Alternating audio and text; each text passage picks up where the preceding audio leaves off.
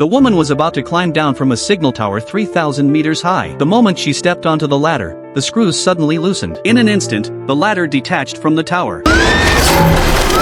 Luckily, she was wearing a safety harness. The other end of the rope was connected to her best friend, who held on tightly so she wouldn't fall. Her friend used the iron pillar to pull the rope up bit by bit, while the woman cooperated by climbing upward. When she had almost exhausted all her strength, she finally grabbed the broken ladder and escaped immediate danger. But a bigger problem appeared. How were they supposed to get down? Even worse, during the fall, the backpack containing food and water had dropped onto the signal dish. Because of the high altitude, neither of their phones could receive a signal. Her friend then came up with a bold idea. The lower the phone went, the stronger the signal might be. She typed out a rescue message, hit send, tied the phone to the safety rope, and slowly lowered it. If it reached a signal, they would hear the sending notification. But the rope was not long enough, and the phone remained silent. To lower it even more, the friend climbed onto the broken ladder, holding the ladder with her left hand, suspending herself in the air, and using only one hand to lower the phone farther. Even this wasn't enough, the message still didn't send. Out of strength, the friend had no choice but to pull the phone back up. At that moment, the woman had another idea. She took off her bra, stuffed it into her shoe as padding, typed another rescue message, put the phone into the shoe, and threw the shoe downward. This way the phone could land safely, and it might successfully send the message before hitting the ground. All they could do now was wait. But the next day came, and no rescue arrived. To survive, the friend decided to climb down and retrieve the backpack. A clearly suicidal plan. She tied the rope securely to the top of the tower, and resolutely climbed off the platform. But because she was already weak, she quickly slipped.